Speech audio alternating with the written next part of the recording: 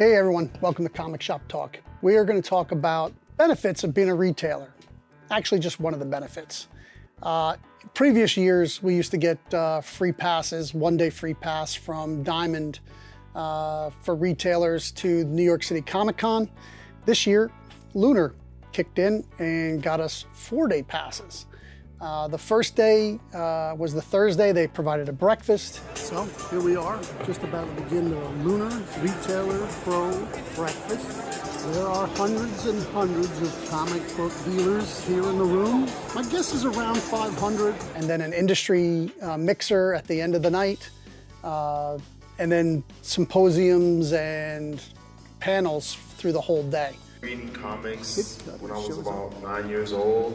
And of course, you know, I was into the Supermans and the Spider-Mans, but they had to shoehorn my presentation into a lot of things that were already set up. About the Energon universe. And they pretended to have technical difficulties for at least 30 minutes this morning while they set it up for me, so. Imaginary stories, the sort of out of continuity stories. And so when I had pitched the idea of a zombie apocalypse DC.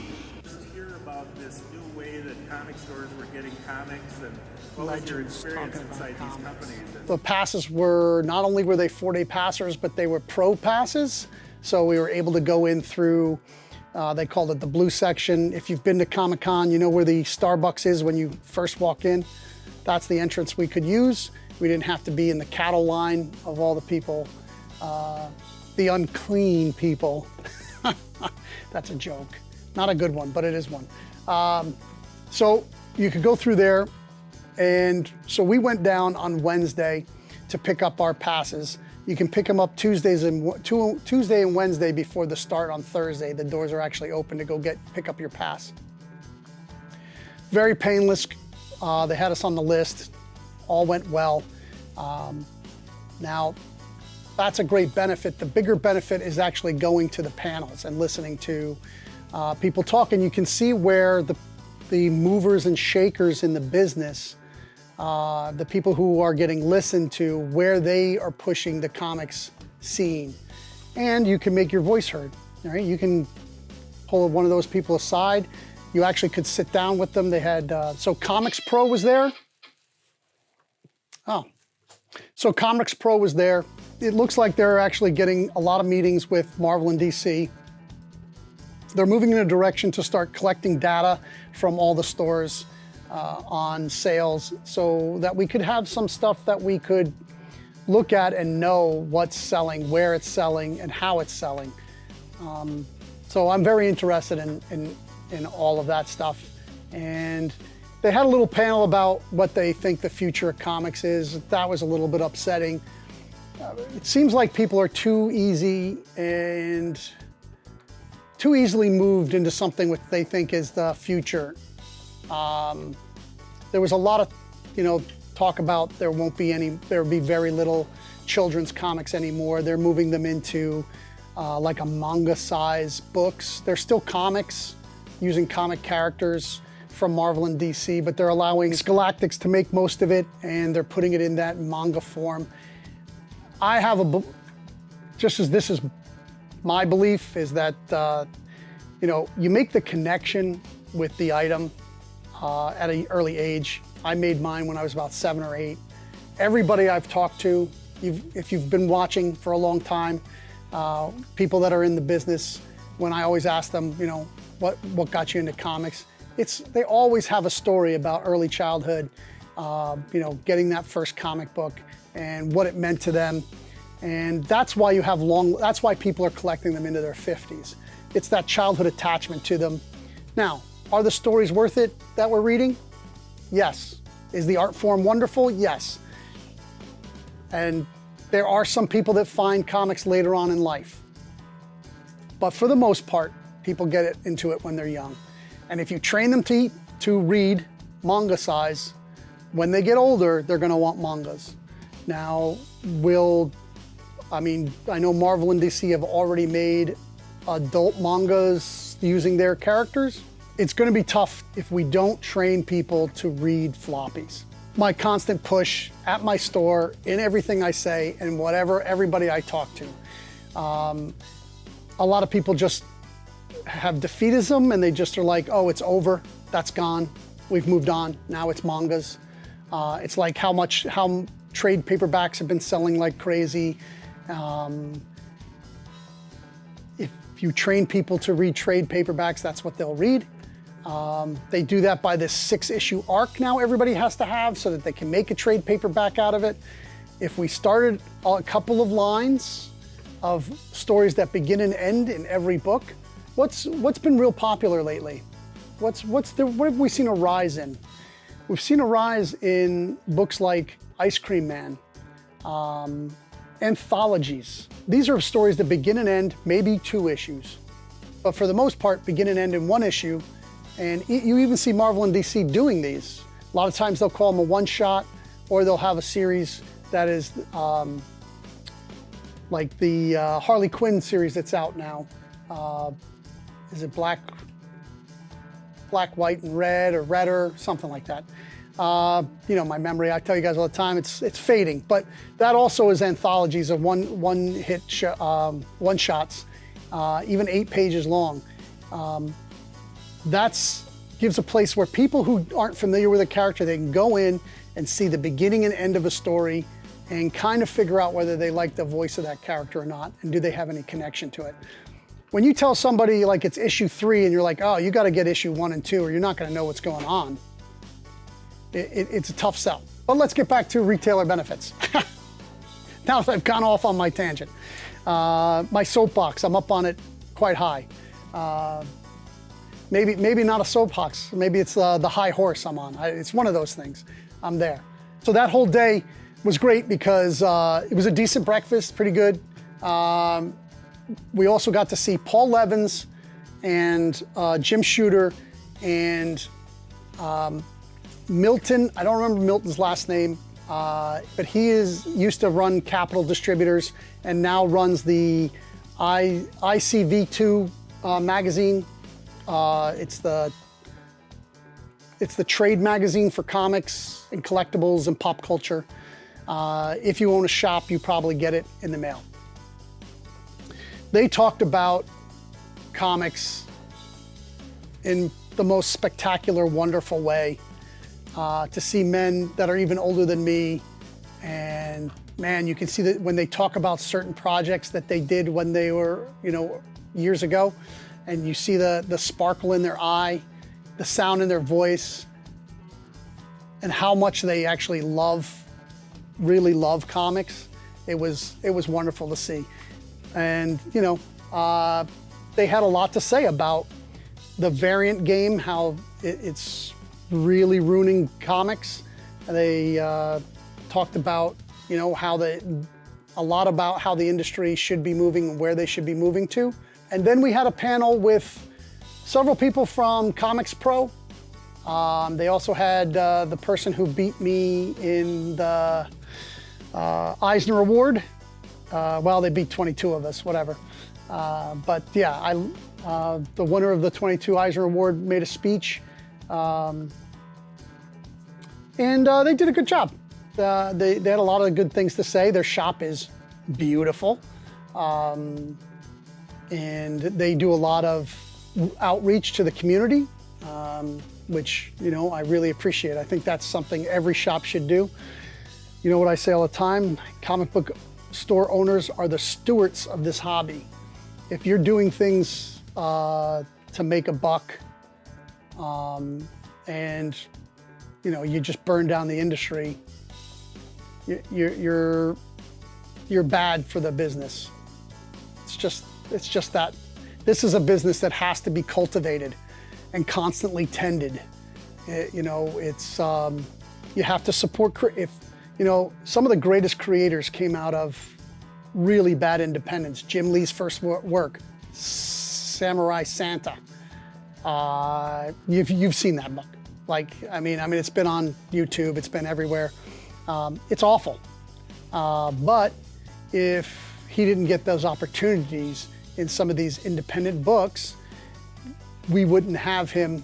We might not have had him in DC and Marvel, right? So you have to look at these really tiny independent books and try and support them, right? You know, if they're awful, you know, you don't have to support it, but you know, if there's good content and you can see something in them, you should.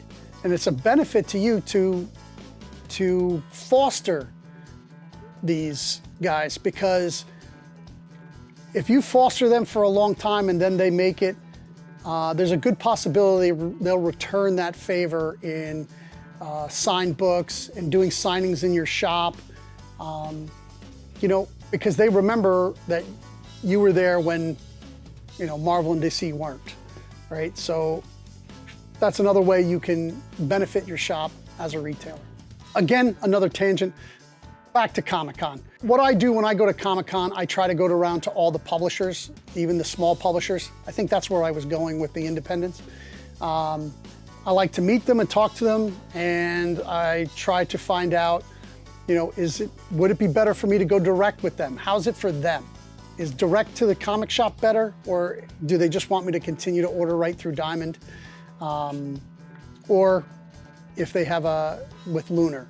I don't think any of the indies have an exclusive with Lunar, but I could be wrong. There could be one or two. But it's really great to meet them, and they really want to meet you because you are their customer, especially the small independents. The word of their book is not getting out, right? You're the one that tells people about it, reads it, and then hand sells it. And it's important to make contact with the people at the company, because there's lots of stuff, promos, that you're not going to get through Diamond that you will get through them. You're going to get posters and stickers and, you know, maybe t-shirts and hats. This one I bought myself. I actually have my glasses on it, but Ahoy Comics, I bought this in Baltimore. I love Ahoy's books. Sadly, they don't sell that well for me, but I think they make a really great product. Great art. Fantastic stories. More people should be reading Ahoy books. That includes at my shop. So if you're from my shop and you're watching this, read some Ahoy books. Then there's other things. If you're running other products, you know, maybe some cons don't have as many dealers there, but there was a lot of stuff. We have a good role-playing community, so there was a lot of dice companies there, and there was a lot of people that were doing these interesting low-cost add-on role-playing items, which I'm very interested in possibly buying. They had card decks, spell decks, a lot of different stuff that TSR really doesn't keep stocked at our distributors. Well, that'd be Wizards of the Coast, Hasbro. Like a lot of these smaller priced items, they don't have for us to buy on a regular basis.